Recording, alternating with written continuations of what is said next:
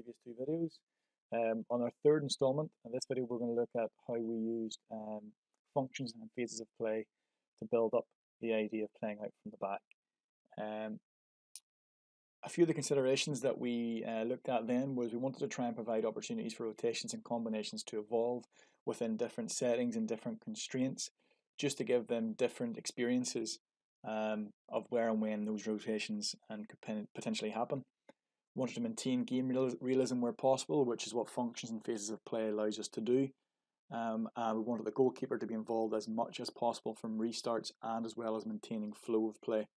One of the biggest coaching points that we made right from the very start with this group was the idea that the goalkeeper is the only player on the pitch who's never man-marked. So we can always use him as an overload. We don't have to panic. We want to have a bit of patience. We can use him in recycled possession if we need to. Just again, keeping with what we said on part one with our idea that we wanted to play a possession style, a possession style of football. So we wanted to get it as the goalkeeper involved and play as much as possible. So that allowed us to do that and build up overloads as we played out. One of the functions that we used included this Rondo, as you can see in front. The Blues in this scenario, they will start with a combination inside the box unopposed by the Reds and will get a shot off at the goalkeeper. Once the ball goes into the goalkeeper, either a goal or it goes out for a corner kick or a by ball, the goalkeeper will start with possession and we play out from there. What we've done, as we've said, is focused on the rotation purely of the midfield three, and that's why we defined this as a function, not a phase of function. We're looking specifically at one unit, and that is the midfield three. A phase of play would look at more than one unit. So, as you can see, it starts off with 6 plays into 8, gets a shot off, and then we just play out as a red team in there, looking to combine, looking to rotate as a midfield three. The red cones on either side, that's a shooting zone, so 2 can't, for example, start. We'll go again with that. 2 can't start with the ball and find 11 and inside this red zone goal side and have a pop at goal. He has to be beyond it. It just works the ball out of the back, and it allows the Blues to try and get some kind of shape behind them to allow them to defend effectively. As soon as the ball goes into a midfielder, so as soon as 2 or 3 plays into red 6, 10 or 8, the Blues are live and they can move wherever they want to move to defend. There's no restrictions on them.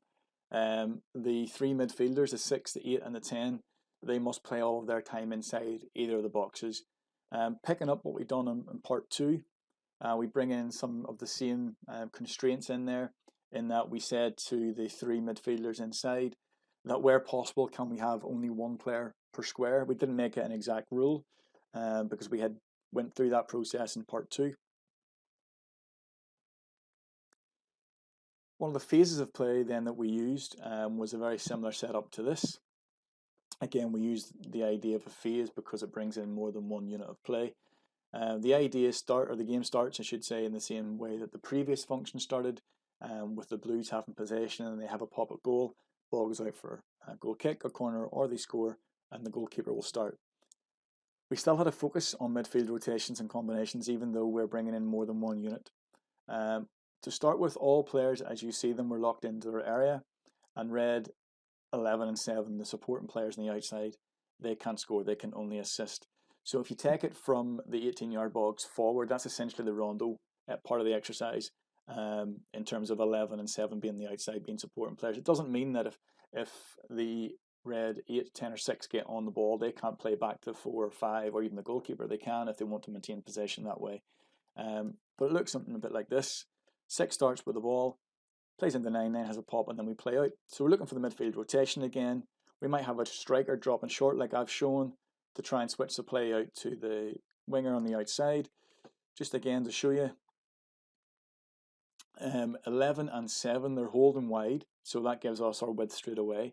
They can't be tackled outside, so Blues can't go out and tackle them, so they've got time to get their head up and pick a pass to go inside, although we've encouraged them to play as quickly as possible.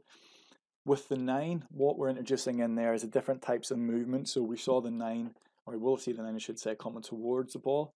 If you're looking to lift the restraints off this, for example, you might say to 8, 10 or 6, that as soon as you see 9 dropping in, coming towards the ball, that's a trigger for your movement to go beyond. So therefore you've got a 3rd man run. We didn't introduce it here in this exact instance, but it's essentially something you could look at doing depending on how the players grasp the understanding of the rondo. So again, watch just as the ball then goes to 5, plays into 10, then 9 now drops, 8 creates a space, and then 9 plays into 8, and we play forward from there. So what we've done then is we've just basically taken the 11 and the 7, I know they're on opposite sides here, we've taken 11 and 7 and put them inside the grid. So we've taken away the supporting players outside, we now have a 9v5 altogether. Again, we have the pitch divided into 3, so the 18-yard box is 1/3, the sort of arc up to the dotted line there is a second, and then from dotted line up to the halfway line, that's your third. Again, players are locked into positions, keeping with the same constraint as previously. We're looking at patience in the build-up, time and type trigger, and tempo of movement and passes. So everything that we've done up to this point, we've talked about in part 1, part 2, and the previous functions and phases we've shown you here is now starting to come to fruition in terms of it's coming all together inside one exercise. So as you can see, 6 starts with the ball again, little combination, they play in, have a shot, and then we play out. So again, we're focusing now on getting 11 and 7 and 9 a little bit higher when we play out. Every one that we've shown you so far, the goalkeeper has played short, and that is our preferred option. But what we would have said though to the goalkeeper, even in this instance here, is that if you can play directly as a progression, if you can play directly into the feet of midfielders or into the feet of the strikers, if the situation allows that, then certainly by all means play it. You wouldn't let them do it every time, so you might have to put a wee constraint on it. You might say you can't go for 2/3, or you can only play into the nearest third to you, which would be the midfield third, if you're looking to play a further pass. So it just gives it a bit more variance. And what it also does is it forces the 4 and the 5 then to react to how the ball's played. So if goalkeeper plays directly into the number 10 who's dropped, then what movements do 4 and 5 make? Do 4 and 5 push up? If 10 is where he's at now and the ball's played into him, does the red 4, does he come forward? Does he hold off? Does he come inside? Does he stay outside? So it gives him all those different types of options, still playing within the constraints of being locked in. The balls on the outside, they're just highlighted there because when you're outside, as I said in the previous video, you want to have a good supply of footballs around the outside just in case balls start going astray, and you want to try and increase it or keep the tempo of the session going by introducing the ball as quickly as you can as soon as it goes out. The other thing I would say is that think about just when you're looking to restart. So we started off with the Blues having possession and playing in to a little combination, then playing in it as a shot to the goalkeeper. So how would you want them to play out or restart the game, I should say, in that instance? Do you want the 4 and 5 up the very top to start? Do you want 8 and 6 in the middle to start? Do you want simply 9 to go grab a ball, have a pop at a goalkeeper and start? So there's very many different ways you can make them restart the practice in that way. What I would tend to do though is I try to let it play as much as possible. I would say if the ball went out past the sidelines, essentially what would be a throw in the game, then you might play a ball under the feet of the Blue. They've got 3 seconds to get a pop off of at the goalkeeper, and then we play from there. Or if the ball just naturally goes dead in terms of it going out of play for a goal kick, then you just essentially play from a goal kick position again. So a little bit of variance in how you would restart it, but trying to keep the game realism in that if Blues are starting, can we get Reds in a defensive shape so that the reaction as soon as the ball goes dead and the goalkeeper has it is a reaction that would be like in a game scenario. Goalkeeper has it, ball's down, now we split, rather than being in an attacking position when the Blues have it, because that would be more of a false situation to be in. Moving on then, just with a phase of play into 9v7, and what we've done with them was, when we had the numbers at training, we tried to do as much of this as possible. We tried to show them variants then of how we can play out when opposition press us with 1 striker, 2 strikers and 3 strikers. What started to happen was the more that we played opposition, the more they caught on to how we played. So they would go man for man, or they would try and stop us playing in the midfield. So instead of playing with 1 striker, they play with 2 strikers and keep them really narrow. But eventually, with a bit of patience and playing out, we were able to overcome that. We were also able to overcome it by doing something slightly different with our 2 centre backs, dropping a little bit deeper than you normally would do. But we'll see how that goes. So essentially, you start off then with Blue 6 in possession, looks to combine or have a shot at the goalkeeper. And as you can see from the diagram, Reds are in a tight, compact defensive shape. Like I said previously, you don't want them high and wide. They're defending in this instance, so you want them in. If I was being critical of my own drawings there, probably 8 and 7, the Blue would be a little bit wider.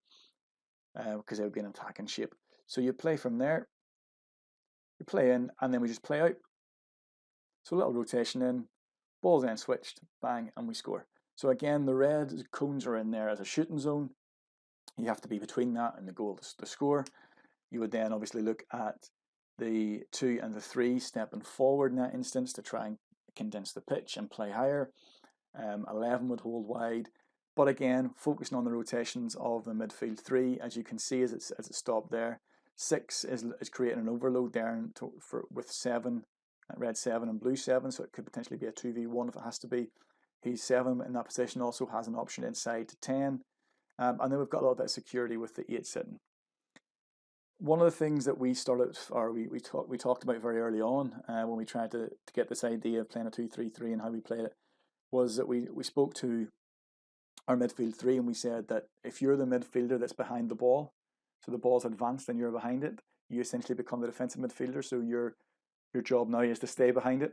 So you give us that security. We don't want you going beyond it, because if you start doing that, then we start getting outnumbered. If the play breaks down and they start going towards our goal. So again, a trigger for them to understand where they're at and what movements they need to make is if I'm the one midfielder who is behind the ball and my other 2 midfielders have gone beyond it or beyond me, then I've got to hold my position. I can't go and join in the attack because I've got to add that bit of security.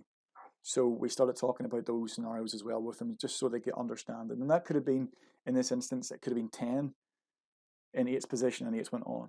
Just as long as one of the midfielders stayed behind the ball or stayed behind the other 2 midfield partners. Where, as I said, we encountered playing out against 1, against 2, and against 3. So when we were pressed against 2 players, with 2 strikers, we looked to try and make a few decoy movements to try and draw the press to us. And it actually worked quite well, because a lot of the teams would, I suppose, take the bait in many ways. As soon as we looked to play out, we would draw the press towards us, so make movements that would invite defenders to go 1v1, and then would find spaces elsewhere. Something similar to this. Again, realistic play in, midfield 3, and then our 2 wingers would come in. So if you watch again, 2 wingers come in, and our centre backs will split to the edge of the areas, just roughly along with the penalty spot. So they came in 1-for-1, and it gave us the space in wide areas to play.